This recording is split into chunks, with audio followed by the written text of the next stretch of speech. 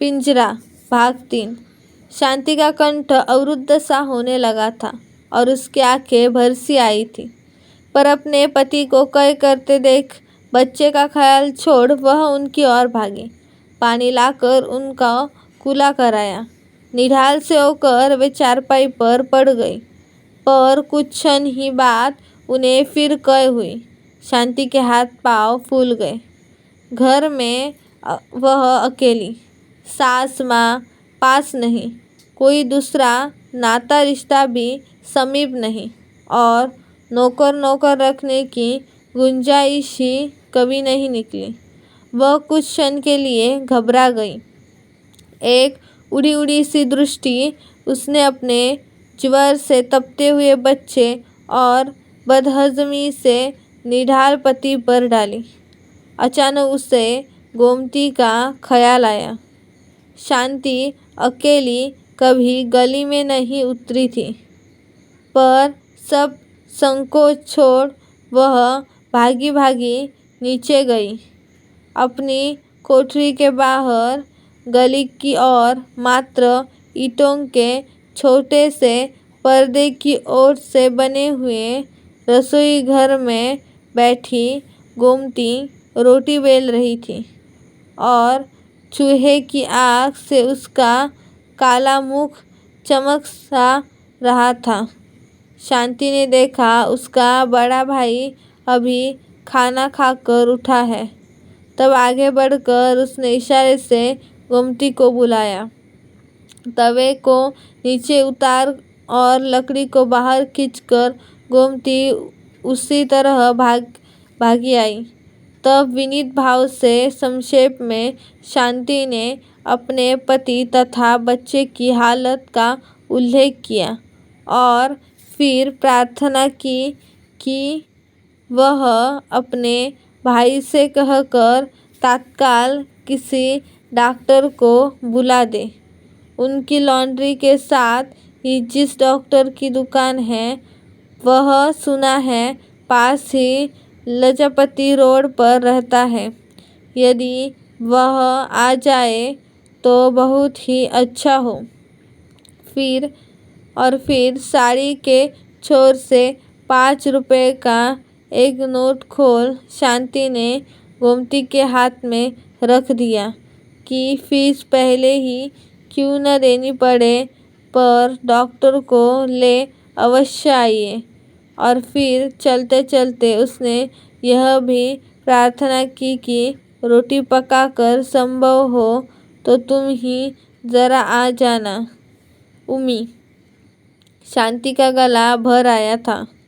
गोमती ने कहा था, आप घबराए नहीं, मैं अभी भाई को भेज देती हूँ। और मैं भी आई। और यह कहकर वह भागती सी चली गई थी। शांति वापस मुड़ी तो सीढ़ियाँ चढ़ते चढ़ते उसने महसूस किया कि शंका और भय से उसके पाँव काँप रहे हैं और इसका दिल धक धक कर रहा है। ऊपर जाकर उसने देखा उसके पति ऊपर से उतर रहे हैं। हाथ में उनके खाली लोटा है। चेहरा पहले से भी पीला हो गया है और माथे पर पसीना छूट गया है। शांति के उड़े हुए चेहरे को देखकर उन्होंने हंसने का प्रयत्न करते हुए कहा, घबराओ नहीं, सर्दियों में हैजा नहीं होता। शांति ने रोते हुए कहा, आप ऊपर क्यों गए? वही नाली पर बैठ जाते। किंतु जब पति ने नाली की ओर फिर चारपाई पर पड़े हुए बीमार बच्चे की ओर इशारा किया तो शांति चुप हो गई।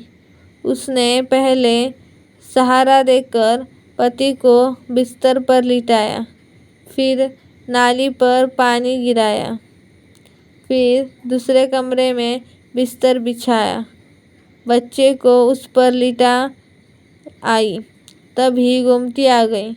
खाना तो सब खा चुके थे। अपने हिस्से का आटा उठा, आग बुझा, वह भागी आई थी। शांति ने कहा, मैं उम्मी को उधर कमरे में लिटा आई हूँ। मुझे डर है उसे सर्दी लग गई है। सांस उसे और भी कठिनाई से आने लगी है और खांसी भी बढ़ गई है।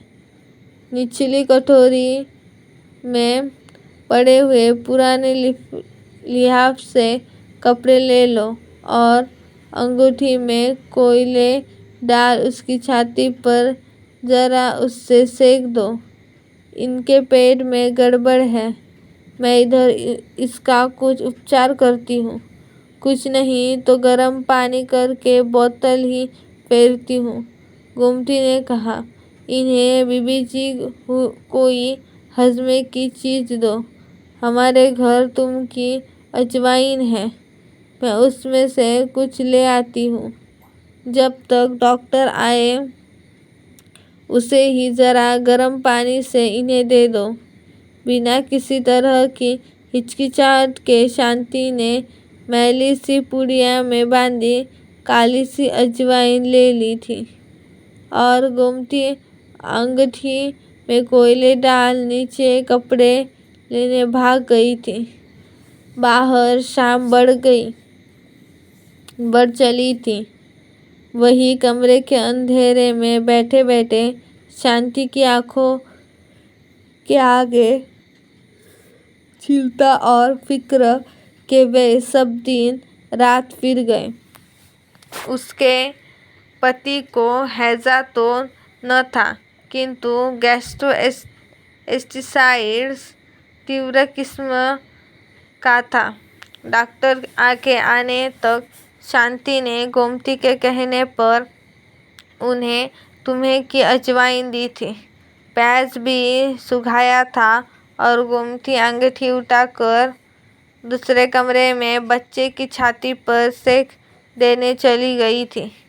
डॉक्टर आने के पर मालूम हो गया था कि उसे निमोनिया हो गया है और अत्यंत सावधानी की आवश्यकता है।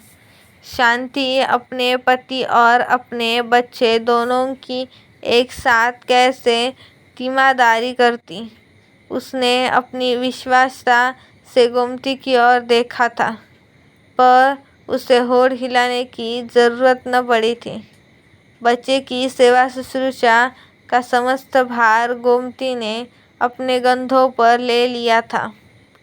शांति को मालूम भी न हुआ था कि वह कब घर आ जाती है, कब घर वालों को खाना खिलाती है या खाती है, या खिलाती खाती भी है या नहीं। उसने तो जब देखा उसे छाया की भांति बच्चे के पास पाया। कई दिन तक एक ही चून खाकर गोमती ने बच्चे की तीमारदारी की थी। दोपहर का समय था।